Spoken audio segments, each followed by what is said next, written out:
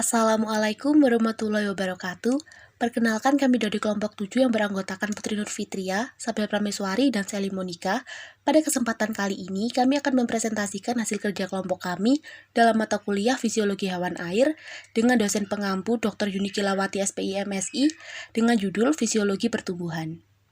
Pertumbuhan adalah perubahan ukuran suatu makhluk hidup dalam jangka waktu tertentu. Ukuran ini bisa dinyatakan dalam panjang, bobot, maupun volume, bergantung pada kepentingan pengukurnya. Pertumbuhan pada hewan air didefinisikan sebagai perubahan berat atau panjang dalam waktu tertentu dan merupakan suatu proses biologis yang dipengaruhi banyak faktor, baik internal maupun eksternal. Pertumbuhan pada hewan air dibagi menjadi dua. Yang pertama adalah pertumbuhan individu hewan air, yaitu perubahan ukuran panjang atau berat hewan air sejalan dengan perubahan waktu. Contohnya adalah pertumbuhan individu ikan. Lalu yang kedua adalah pertumbuhan populasi hewan air, yaitu perubahan jumlah hewan air dalam satu populasi sejalan dengan perubahan waktu. Contohnya adalah pertumbuhan populasi ikan. Mengapa mempelajari pertumbuhan hewan air sangat penting? Karena pertumbuhan mempengaruhi hasil panen komoditas komersial. Lalu, pertumbuhan mempengaruhi ukuran tubuh, yaitu panjang dan ketebalan.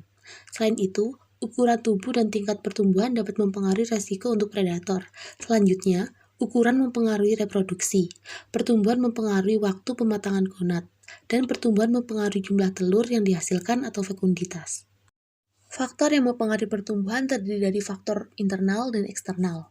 Faktor internal adalah faktor yang sukar untuk dikontrol, contohnya seperti keturunan, jenis kelamin, umur, parasit, dan penyakit. Sedangkan faktor eksternal adalah faktor yang dapat dikontrol, contohnya seperti makanan, suhu perairan, dan faktor kimia perairan. Aspek-aspek yang mempengaruhi pertumbuhan. Yang pertama adalah keturunan. Dari segi kultur atau budidaya, faktor keturunan mungkin dapat dikontrol dengan mengadakan seleksi untuk mencari hewan air yang baik pertumbuhannya. Namun, dari segi alam, tidak ada kontrol yang dapat diterapkan. Lalu yang kedua adalah jenis kelamin. Faktor yang tidak dapat dikontrol. Ada hewan air betina yang pertumbuhannya lebih baik dari hewan air jantan atau sebaliknya. Ada pula spesies hewan air yang tidak mempunyai perbedaan pertumbuhan baik pada hewan air jantan maupun betina. Lalu yang ketiga adalah penyakit dan parasit. Jika parasit atau penyakit menyerang organ pencernaan makanan atau organ vital lainnya, hal ini menyebabkan efisiensi berkurang karena kekurangan makanan yang berguna untuk pertumbuhan. Sebaliknya, jika hewan air yang diserang parasit tidak begitu hebat, menyebabkan pertumbuhan hewan air tersebut lebih baik dari hewan air normal, karena hewan air tersebut mengambil makanan lebih banyak dari biasanya, sehingga terjadi makanan untuk pertumbuhannya. Lalu yang keempat adalah umur. Pertumbuhan cepat terjadi pada hewan air, contohnya ikan, ketika berumur 3-5 tahun. Pertumbuhan pada ikan tua berjalan lebih lambat daripada saat muda. Pada umumnya, ikan tua sebagian besar makanannya digunakan untuk pemeliharaan tubuh dan pergerakan, hanya sebagian kecil untuk pertumbuhannya. Yang kelima yaitu ada spesies. Menurut Handajani dan Widodo tahun 2010, terdapat perbedaan tingkah laku di antara spesies hewan air. Misalnya pola aktivitas yang berbeda, contohnya trout yang aktif berlawanan dengan ikan lele yang kurang aktif. Nomor 6 ada aktivitas fisiologis. Energi yang digunakan untuk aktivitas fisik tidak tersedia untuk pertumbuhan. Hewan air yang dipaksa berenang melawan arus yang kuat menghabiskan energi yang seharusnya digunakan untuk pertumbuhan. Yang ketujuh yaitu tipe diet. Komposisi diet mempengaruhi kebutuhan energi pada hewan air. Spesies yang bersifat karnivora mencerna protein relatif lebih besar jumlahnya dibandingkan spesies omnivora dan herbivora. Yang kedelapan ada feeding level. Feeding level berpengaruh terhadap pengeluaran energi pada hewan air. Konsumsi oksigen meningkat secara cepat setelah pemberian pakan yang disebabkan oleh aktivitas fisik dalam mengonsumsi makanan dan panas metabolisme nutrien. Yang kesembilan yaitu pada tebar hewan air. Kompetisi ruang gerak mempengaruhi pertumbuhan hewan air. Dengan padat tebar berbeda dalam wadah yang luasnya sama, dimungkinkan terdapat persaingan dalam hal kesempatan mendapatkan pakan.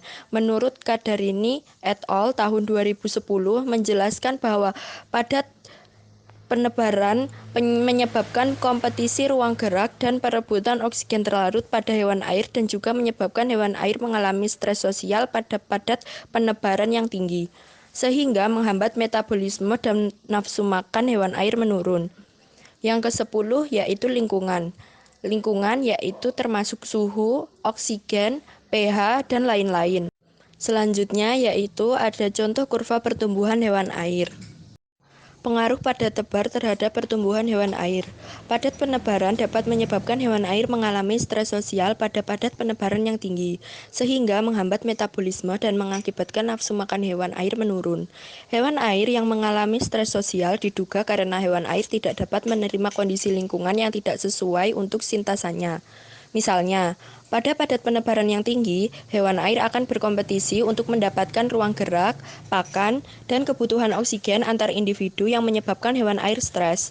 Dalam jangka waktu yang lama, keadaan hewan air yang stres terus-menerus menyebabkan fungsi normal hewan air akan terganggu sehingga pertumbuhan hewan air menjadi lambat dan dalam keadaan lebih fatal dapat menyebabkan hewan air banyak yang mati. Selanjutnya yaitu pengaruh padat tebar terhadap pertumbuhan, yaitu contohnya pada ikan nila. Grafik ini yaitu menggambarkan pertumbuhan berat badan dalam gram untuk Oreochromis niloticus yang ditebar pada kepadatan penyalaan yang berbeda. Pengaruh suhu terhadap pertumbuhan hewan air. Menurut Si Hombing tahun 2018, suhu dapat mempengaruhi aktivitas penting hewan air seperti pernapasan, pertumbuhan, dan reproduksi. Suhu yang tinggi dapat mengurangi oksigen terlarut dan mempengaruhi selera makan hewan air. Hewan air mempunyai suhu optimum tertentu untuk selera makannya. Kenaikan suhu perairan diikuti oleh derajat metabolisme dan kebutuhan oksigen organisme akan naik pula. Setiap perubahan kimiawi, kecepatan reaksinya naik 2-3 kali lipat setiap kenaikan suhu sebesar 10 derajat Celcius. Pengaruh suhu terhadap pertumbuhan atau pertambahan panjang pada ikan nila. Grafik ini menggambarkan hasil pertambahan panjang ikan nila dari hari ke-1 sampai hari ke-56. Dari data pertambahan panjang rata-rata yang didapat dari setiap perlakuan terdapat pertambahan panjang tertinggi yaitu pada perlakuan T1 sebesar 5,1 cm, perlakuan T2 sebesar 3,7 cm, dan terendah pada perlakuan T3 yaitu sebesar 2,6 cm. Pengaruh suhu terhadap pertumbuhan atau peningkatan berat pada ikan nila. Grafik ini menggambarkan hasil peningkatan berat ikan nila hari ke-1 sampai hari ke-56. Dari data peningkatan berat rata-rata yang didapat dari setiap perlakuan terdapat peningkatan berat tertinggi yaitu pada perlakuan T1 sebesar 21,15 gram, kemudian diikuti perlakuan T2 sebesar 17,27 gram dan terendah yaitu pada perlakuan T3 sebesar 15,27 gram. Pengaruh suhu terhadap pertumbuhan ikan nila. Pada sebelah kiri merupakan kurva hasil peningkatan berat ikan nila hari ke-1 sampai hari ke-56. Di sebelah kanan merupakan hasil pertambahan panjang ikan nila hari ke-1 sampai hari ke-56. Pada sebagian besar spesies ikan, laju metabolisme di atas suhu optimum akan meningkat dan energi mulai dialihkan dari pertumbuhan untuk laju metabolisme yang tinggi, sehingga laju pertumbuhan menjadi menurun. Suhu memberikan pengaruh yang nyata pada penggunaan energi untuk pertumbuhan. Peningkatan suhu akan meningkatkan kebutuhan pakan karena ikan akan bergerak lebih aktif. Meningkatnya jumlah pakan ini akan meningkatkan laju pertumbuhan ikan. Hal ini tidak terjadi dengan ikan nila. Diduga ikan nila menggunakan energi pakan tersebut sebagai bentuk penyesuaian diri. Pengaruh kadar oksigen terlarut terhadap pertumbuhan hewan air. Oksigen terlarut merupakan parameter kunci kualitas air. Kadar oksigen terlarut yang rendah dapat berpengaruh terhadap fungsi dan lambatnya pertumbuhan, bahkan dapat mengakibatkan kematian pada hewan air. Oksigen terlarut dalam suatu perairan diperoleh melalui difusi dari udara ke dalam air, aerasi mekanis, dan fotosintesis tanaman akuatik. Sementara itu, oksigen terlarut dalam air dapat berkurang akibat adanya respirasi dan pembusukan bara organik pada dasar perairan. Hewan air memerlukan oksigen guna pembakaran bahan bakar makanan untuk menghasilkan aktivitas seperti aktivitas berenang, pertumbuhan, dan reproduksi. Konsentrasi oksigen yang rendah dapat mengubah metabolisme, laju pertumbuhan, dan efisiensi pakan dari hewan air, dan berperan sebagai faktor pembatas bagi pertumbuhan. Berikut merupakan kurva peningkatan pertumbuhan ikan nila pada kondisi high, medium, dan low DO. Pertumbuhan ikan dipengaruhi oleh oksigen terlarut, di mana semakin kecil oksigen terlarut, maka tingkat pertumbuhan ikan semakin kecil. Begitu juga sebaliknya, apabila semakin besar oksigen terlarut, maka tingkat pertumbuhan pada ikan semakin besar.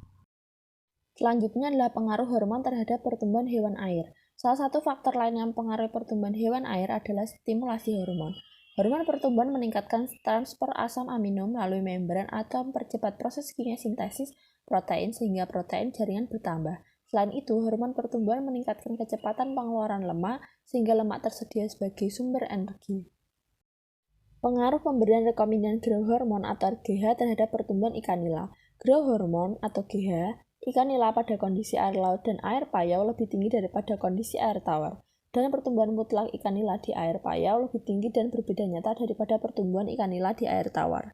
Penggunaan RGH dalam kegiatan budidaya dapat meningkatkan pertumbuhan ikan. Hormon RGH bekerja secara fisiologis di dalam tubuh ikan. Mekanisme kerja dari hormon tersebut adalah manipulasi ikan secara bioreaktif, yaitu RGH dapat menciptakan sebuah lingkungan biologis yang dapat menunjang terjadinya reaksi biokimia di dalam tubuh ikan secara eksplosif. Hormon RGH juga memiliki efek berlipat ganda serta memiliki sifat paruh waktu yang lama di dalam tubuh. Berikut merupakan sumber-sumber yang kami pakai pada materi ini. Sekian dari kami dan terima kasih. Kurang lebihnya mohon maaf. Wassalamualaikum warahmatullahi wabarakatuh.